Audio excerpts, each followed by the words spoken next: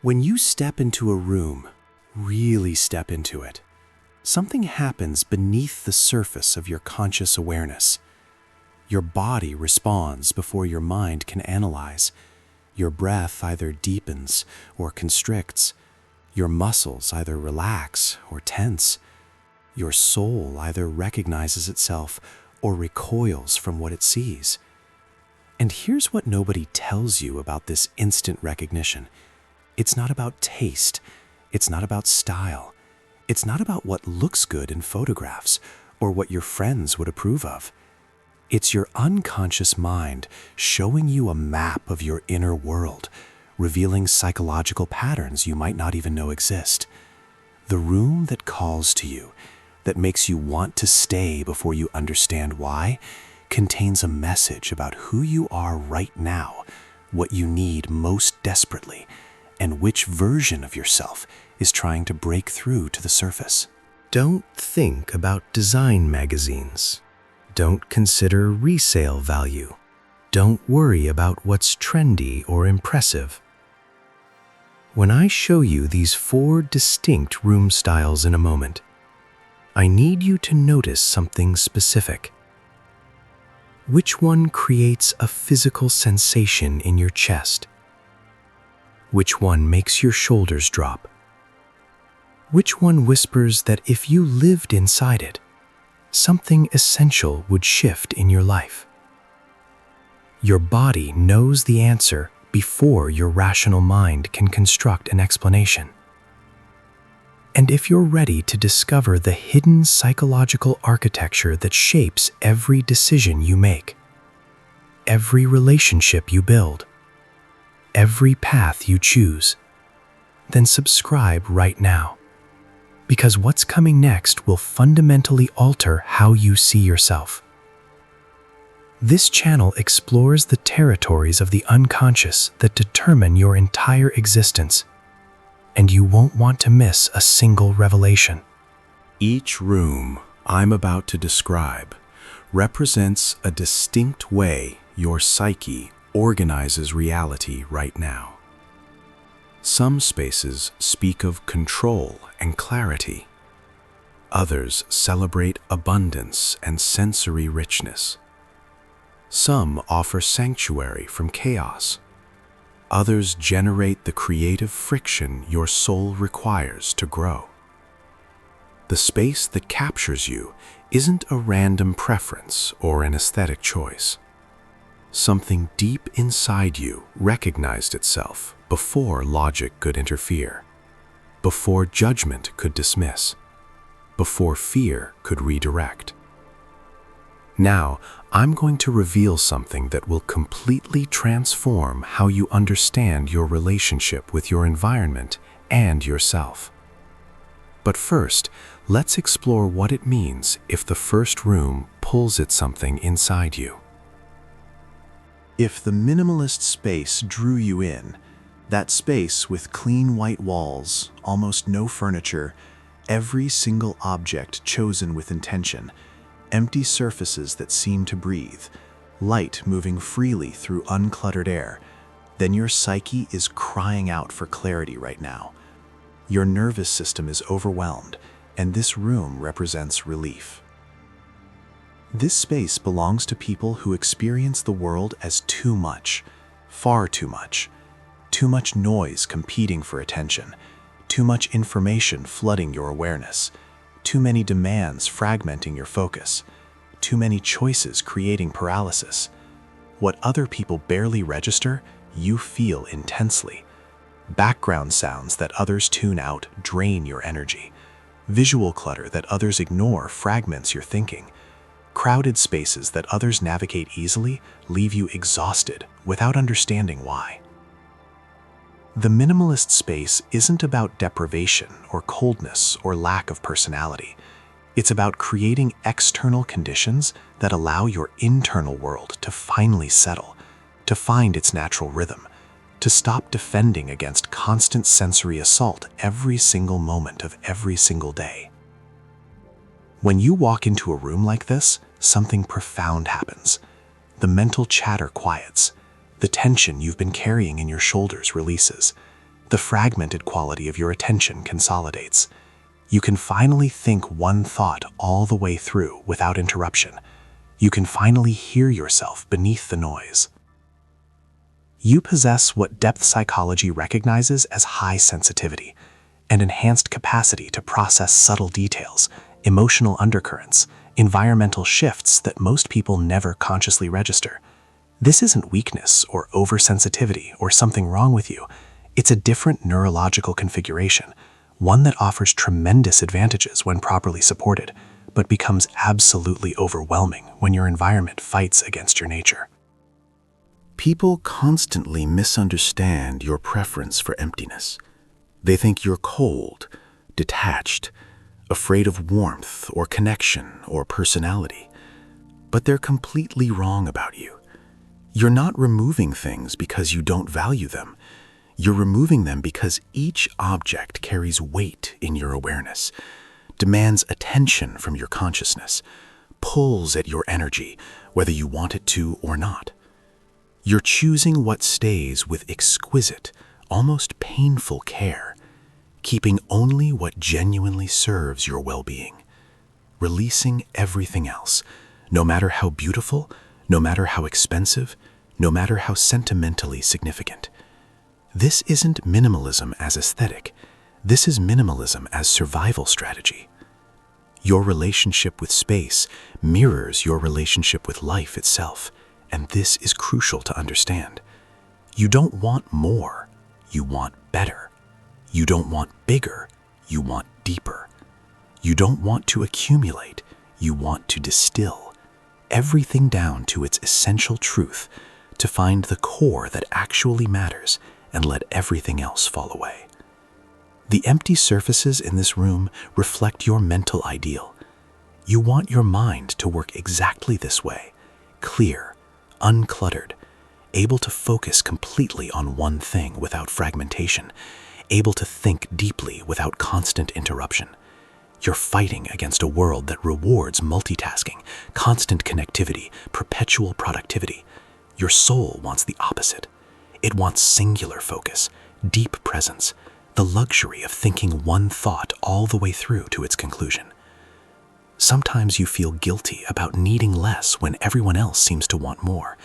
You wonder if something's broken in you, if you are missing some capacity for enjoyment that others naturally possess. But there's nothing wrong with you. You're simply wired differently, and your environment needs to honor that wiring instead of constantly fighting against it. Now, here's something I need to tell you about this preference, something that connects to a deep psychological pattern that explains everything you've been feeling. But before I share that crucial insight, make sure you're subscribed, because we're going much deeper in the content ahead, and what I'm about to reveal about the other rooms will help you understand aspects of yourself you've never consciously recognized.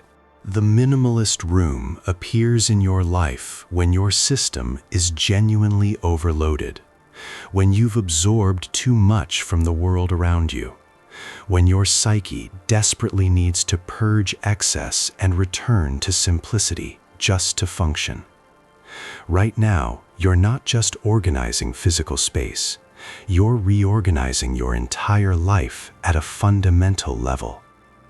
You're removing toxic relationships that drain more energy than they provide. You're simplifying complicated commitments that serve others' needs more than your own. You're eliminating activities that look productive but leave you depleted. You're creating boundaries where none existed before, and those boundaries are making some people uncomfortable. You're learning something essential. Saying no to everything non-essential is the only way to say yes to what genuinely matters. You're discovering that your energy is finite, precious, worthy of fierce protection. You're understanding that less isn't sacrifice, less is freedom, freedom from the tyranny of too much. The message of this room is both simple and revolutionary, and you need to hear it clearly. You don't need to adapt yourself to spaces that overwhelm you. You need to create spaces that support your actual nervous system, your actual needs, your actual way of being. Stop apologizing for requiring simplicity. Start honoring it as the foundation of your well-being. as the only way you can show up as your best self. If the Bohemian room captured your imagination, that space overflowing with texture and pattern and color, plants spilling from every surface, mismatched furniture that somehow works together perfectly, vintage treasures mixed with handmade objects, walls covered in art and textiles, and memories layered upon memories, then your soul carries an expansive creative energy that absolutely refuses containment or categorization. This room is never, ever chosen by someone who thinks in straight lines or lives within neat boundaries. It belongs to people who experience reality as endlessly fascinating, who see connections others completely miss, who find beauty in unexpected combinations, who understand instinctively that rules about what matches or coordinates are just limitations imposed by people afraid of creative risk. Your inner world is abundant, constantly overflowing, perpetually generating new ideas, unexpected connections, surprising possibilities. Walking into your mind would feel exactly like walking into this room, rich, deeply layered, full of stories impossible to take in all at once. Every object has meaning, carries history, holds emotional resonance. Nothing is arbitrary. Everything belongs because it spoke to some part of you that needed expression. People drawn to bohemian spaces possess high openness to experience, that quality characterized by intellectual curiosity, aesthetic appreciation, emotional depth, and profound comfort with ambiguity. You don't need everything explained, categorized, made safe and predictable. You're genuinely comfortable with mystery, with complexity, with questions that have multiple valid answers, depending on perspective. Your creativity doesn't express itself through one medium or one discipline. It saturates everything you do, everything you touch, every single decision you make. The way you dress, the way you speak, the way you combine unexpected elements into something entirely new that nobody has seen before. This is your natural language, the way your soul communicates when words fall completely short. The layered quality of this space mirrors your psychological depth perfectly. You're not simple or easy to understand. You contain multitudes, contradictions, unexpected combinations. Traditional personality categories feel too narrow, far too limiting. You're artistic and analytical simultaneously. You're introverted and expressive at once. You're serious and playful in the same breath. And you finally stopped apologizing for refusing to fit into boxes that were never designed for someone like you.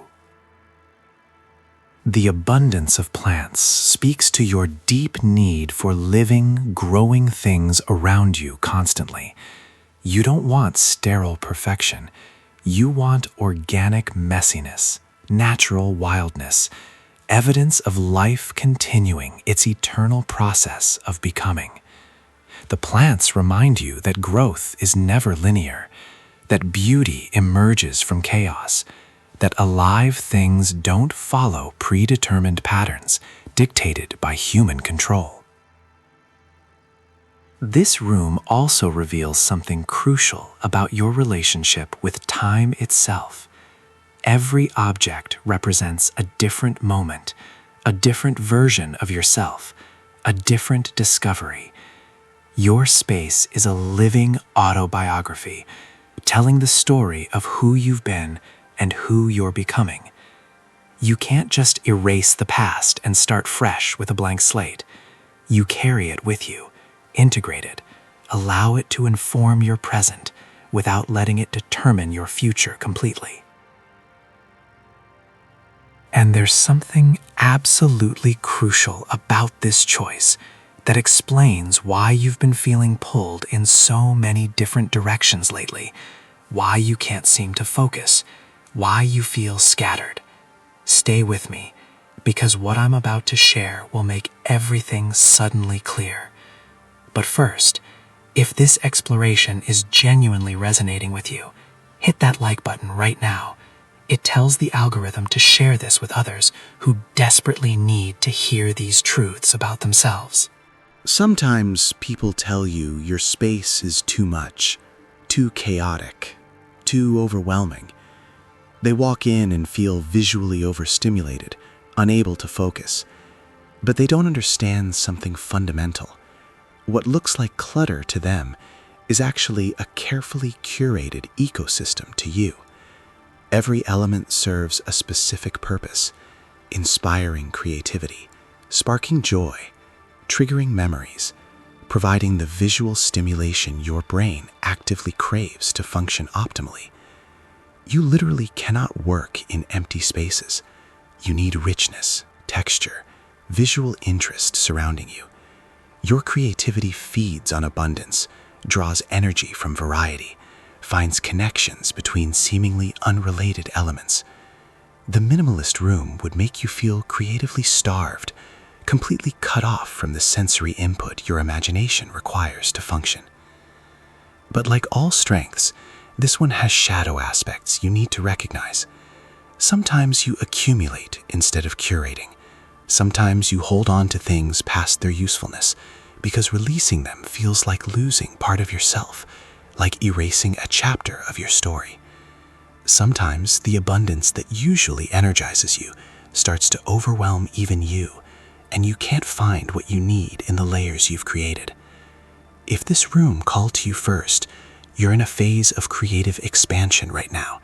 Your imagination is particularly alive, generating ideas faster than you can possibly execute them, seeing possibilities everywhere you look.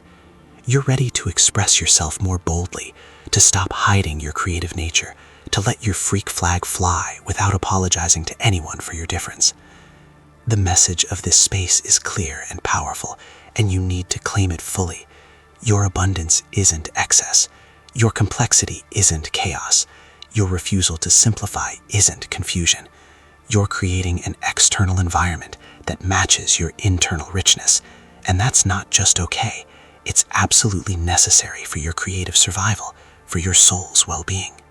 If the industrial loft grabbed your attention immediately, that space with exposed brick, visible pipes, concrete floors, steel beams, raw materials celebrating their fundamental nature, height and openness creating breathing room, functional beauty without unnecessary decoration, then you're embodying a powerful combination of authenticity, independence, and uncompromising integrity right now.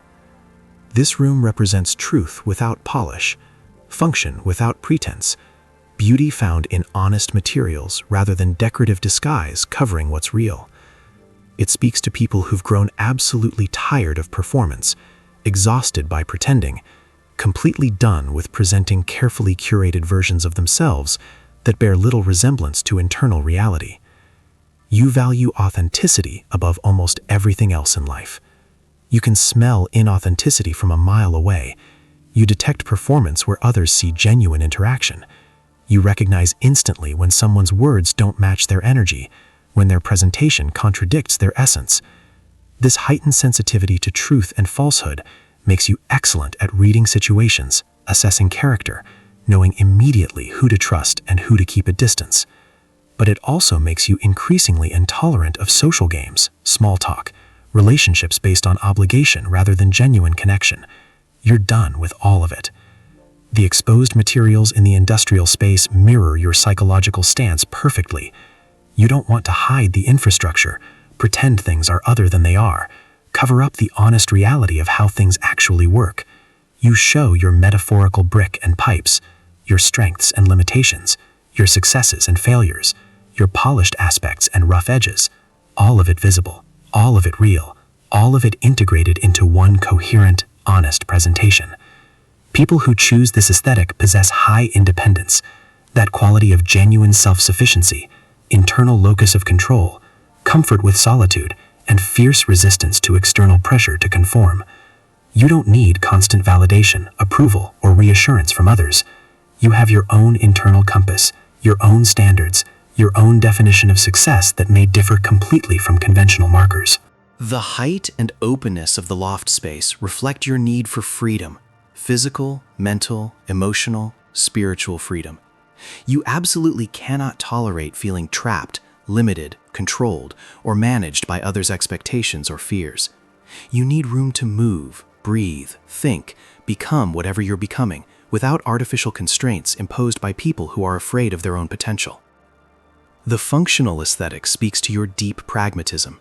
You're not interested in decoration for decoration's sake, complexity that serves no actual purpose, rules that exist simply because they've always existed. You question everything, demand that things earn their place through utility or genuine meaning, eliminate whatever doesn't serve a clear function in your life. Now, there's something important about this choice that reveals exactly where you are in your personal development journey right now. But I'm going to share that crucial insight in just a moment. If you're finding real value in this deep psychological exploration, subscribe immediately. We explore these hidden territories regularly, revealing the unconscious patterns that shape your entire existence, and you won't want to miss what's coming. Your relationship with this space also reveals something profound about your relationship with vulnerability.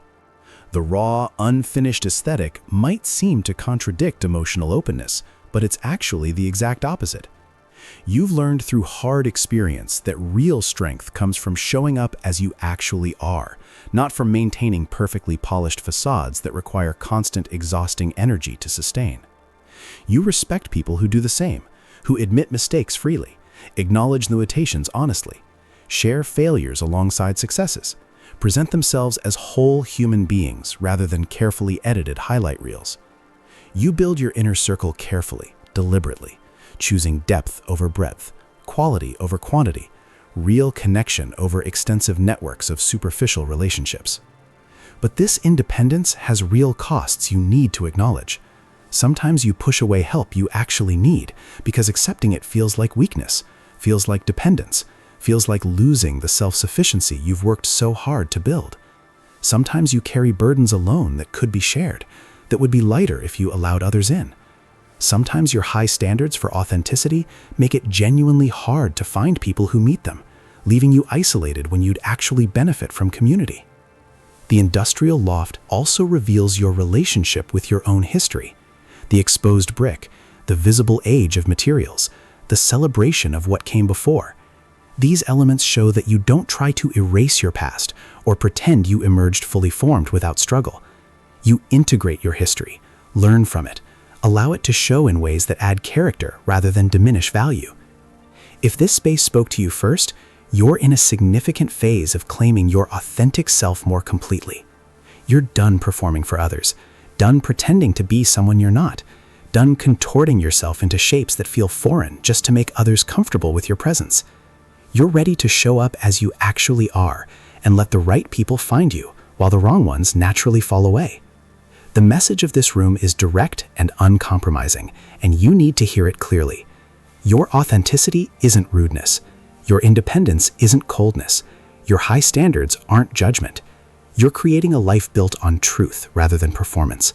And that's the foundation of genuine power, the only foundation that lasts.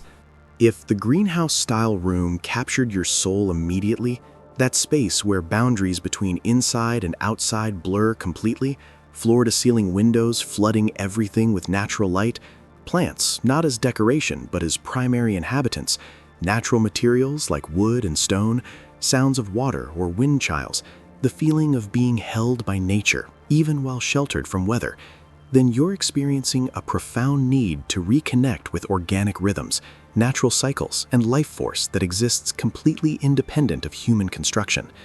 This space is chosen by people who feel viscerally that the modern world has become too artificial, too disconnected, too removed from the natural processes that sustained human life for millennia before we locked ourselves in climate-controlled boxes and forgot we're animals who evolved in intimate relationship with earth, sky, water, and growing things.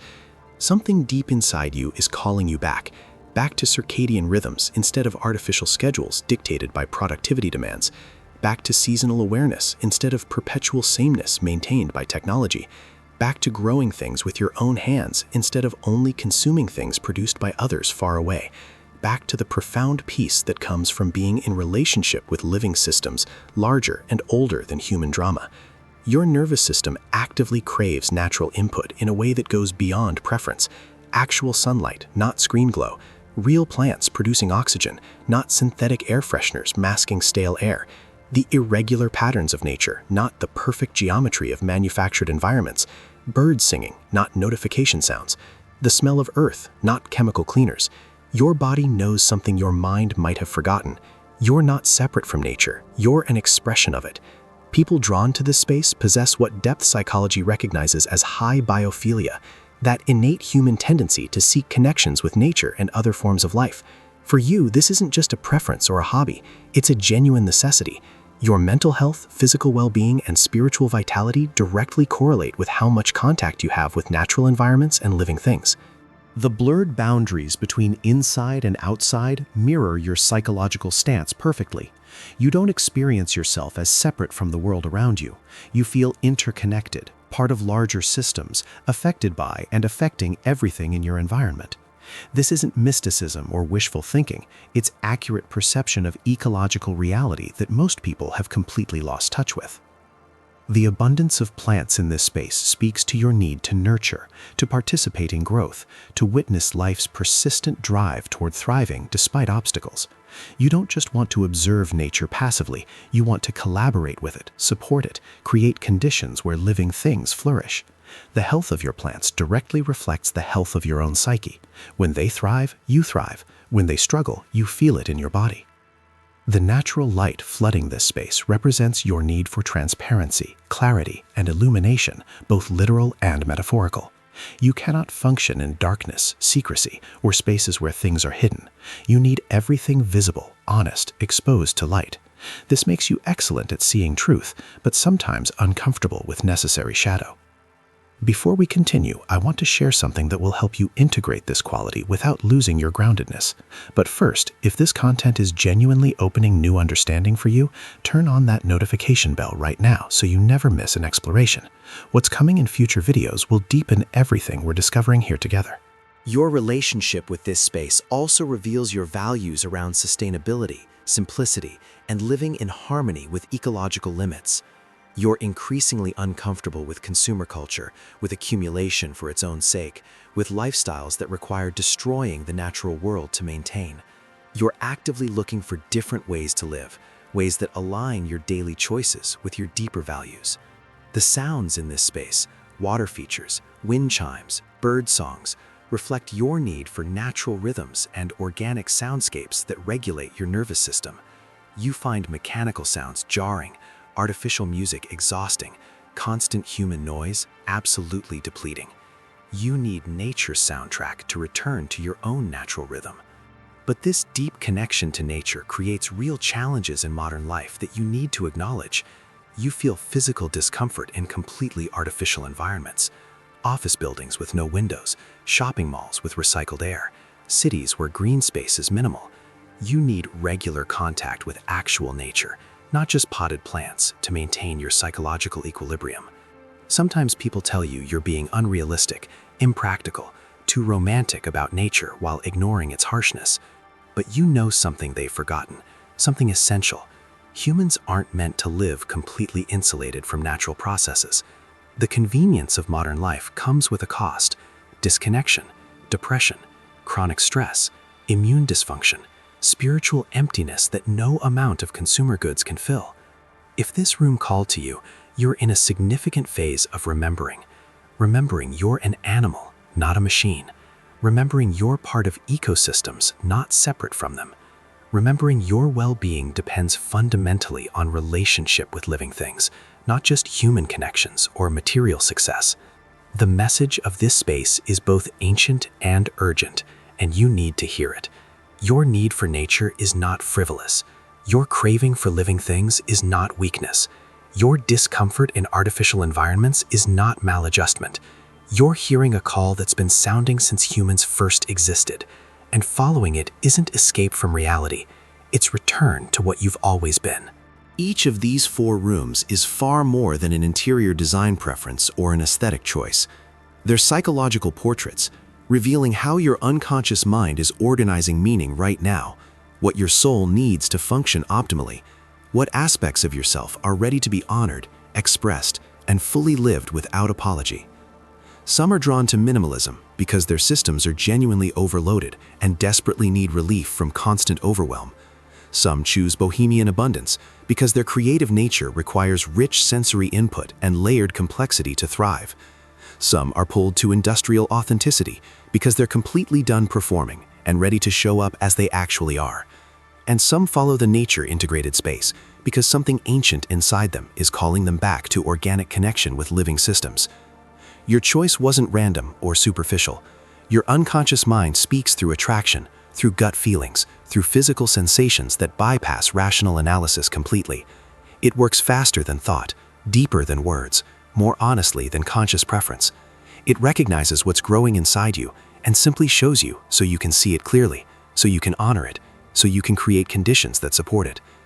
And here's what most people completely miss about these spatial preferences, something absolutely crucial to understand. They're not fixed. You're not locked into one room forever. You're complex, constantly evolving, perpetually changing. Today, you might need minimalist clarity. Next year, Bohemian Abundance. Later, industrial authenticity. Eventually, nature connection. You're a living process, and your environment should support whatever phase you're moving through. Sometimes the room reveals something you've been ignoring: your need for simplicity, your hunger for creative expression, your readiness for authentic living, your craving for natural connection.